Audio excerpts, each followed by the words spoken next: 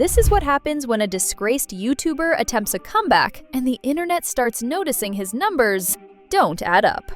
Ned Fulmer, the former Try Guide who lost everything after his 2022 cheating scandal, has been quietly rebuilding a solo YouTube channel for months now. A commentary creator caught something deeply suspicious about his metrics in January 2026, and people are asking an uncomfortable question that Ned probably hoped would never surface. Is he buying views? Anyone who follows YouTube drama remembers the Ned Fulmer scandal. Reddit actually broke the story back in 2022 when users exposed his affair with a Try Guys employee, which led to him losing his business partnerships and disappearing from the internet for roughly 3 years. That silence ended in 2025, when Ned decided the time had come for a comeback, launching a solo YouTube channel, starting a podcast called Rock Bottom with Ned Fulmer, and even stepping into a professional wrestling ring. His videos appeared to pull hundreds of thousands of views on the surface, and the channel showed growth. But here's the thing. The numbers tell a different story when you look closer. You will see he gained 117,000 views in one day and 81 likes. That is not how the YouTube algorithm works. August the Duck, a commentary creator, released an analysis of Ned's channel in early January 2026 that exposed genuinely alarming patterns in his metrics. Once you see these numbers, they become impossible to ignore. The most damning example involves a video called Ranking Every Taco in Los Angeles, which displays over 400,000 views, but somehow attracted only 242 likes and 49 comments. Industry standard engagement rates fall between 3 and 5%, which means a video with 400,000 views should generate somewhere between 12,000 and 19,000 likes. Ned's video sits at approximately 0.06%, which is almost nothing. And that's when the pattern becomes clear, because this wasn't a one-time anomaly.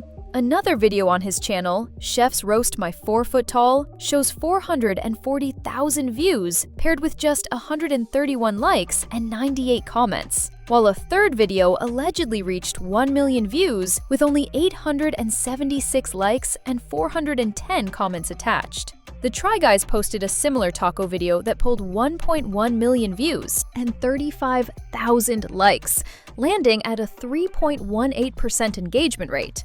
Ned's numbers would need to be astronomically higher to match anything close to normal. The view counts themselves only scratch the surface of what analysts discovered. Third-party tracking data from sites like Social Blade revealed what's called stair-stepping patterns in Ned's growth, and this is where the whole thing starts falling apart. Legitimate viral videos build momentum gradually as the algorithm picks them up and recommends them to more viewers, with engagement climbing alongside views, before everything tapers off naturally. Ned's videos follow a completely different trajectory according to the analysis, sitting with minimal views for weeks before suddenly jumping 50,000 to 100,000 views in a single day, then stagnating completely. One video reportedly gained 117,000 views in 24 hours, while collecting only 81 likes and 5 comments during that same period. Over 100,000 people supposedly watched this. I'm content.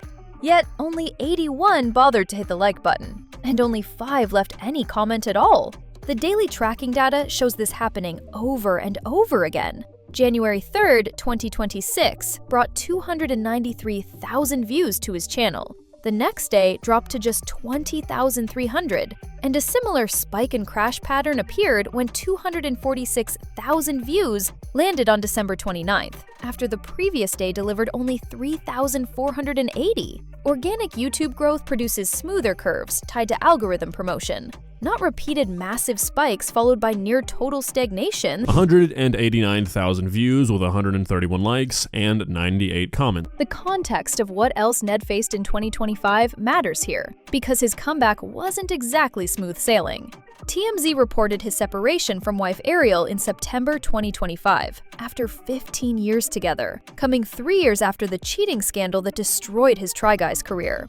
And this is where it gets messy. Just days after announcing the separation, Ned launched his Rock Bottom podcast and featured Ariel as his very first guest to discuss the collapse of their marriage. Critics immediately accused him of exploiting their trauma for content. But what Gavin Gaddis, a media analyst, uncovered made things even worse. Rock Bottom wasn't a new podcast at all. Ned built it on top of Baby Steps, a parenting podcast he and Ariel had co-hosted together previously, which meant he essentially hijacked the existing 62,000 subscribers while wiping all the old branding. The premiere episode allegedly hit over 1 million views, with only about 7,700 likes attached.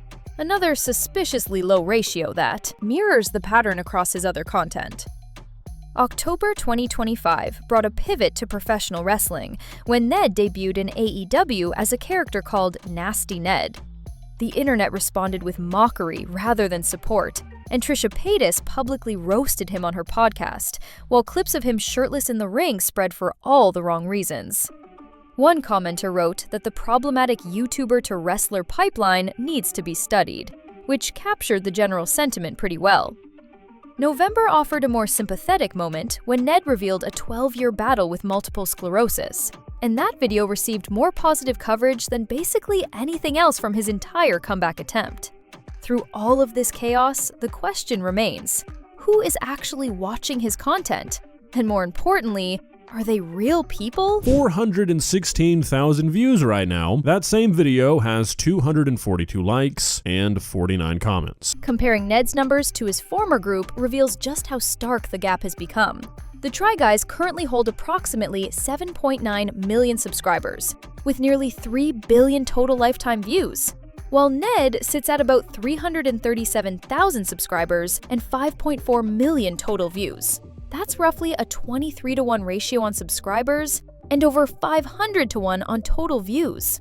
The really telling comparison comes down to engagement, though.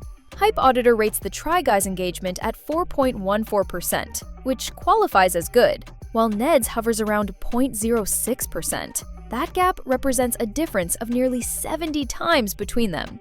Some audience loss after a major scandal makes complete sense, and creators like David Dobrik and James Charles both experienced significant drops after their own controversies. What doesn't make sense is engagement rates falling 50 to 100 times below industry standards. Even creators who get hate-watched typically maintain engagement between 1 and 3%, because people who dislike videos still click buttons and leave comments. Negative engagement still counts as engagement. Ned's videos generate almost none of either kind. The comment sections contain additional red flags worth mentioning. The analysis noted that one commenter allegedly left over 100 nearly identical messages defending Ned across multiple videos, which matches bot account behavior or coordinated campaigns rather than genuine audience members engaging naturally. The comments that do exist reportedly skew more critical than supportive, yet the view counts keep climbing anyway. Which brings everything back to the central question hanging over his entire channel. 242,000 views, 414 likes, and 450 comments. These allegations rest on circumstantial evidence, including engagement patterns, third-party analytics, and mathematical comparisons, rather than direct proof. Ned hasn't addressed these specific accusations, so his side of the story remains unknown. Maybe his audience is unusually passive and watching out of curiosity without wanting to engage. Maybe the algorithm serves his content to people who don't typically interact with videos. But here's the thing with those explanations. Every single one requires believing that Ned Fulmer has somehow broken every established pattern of how YouTube engagement works. His view-to-like ratios would need to represent a statistical anomaly. His growth patterns would need to differ from everything typically seen on the platform, and the volatile spikes followed by stagnation would need some innocent explanation that nobody has identified yet. The simplest explanation tends to be the most likely one. What stands as certain is this: Ned Fulmer's 2025 comeback attracted sustained skepticism at every turn. Accusations of exploiting his ex-wife for content came first, mockery over wrestling followed, and now questions about whether his metrics are even real have joined the pile. Nothing has gone smoothly for him. The internet has a long memory, and the same community that exposed his cheating scandal in 2022 now scrutinizes everything he does. Whether the view counts are genuinely purchased or just reflect an unprecedented case of audience apathy, the disconnect between reported reach and actual engagement creates a massive credibility problem. For a creator already operating with minimal public trust, questions like these might be the final nail. What do you think about all of this? Have you noticed these patterns on Ned's channel? Drop your thoughts in the comments below. And if you found this video interesting, consider leaving a like, because it helps more than you know. Unlike some channels, we actually need those engagement numbers to be real. I'll see you in the next one!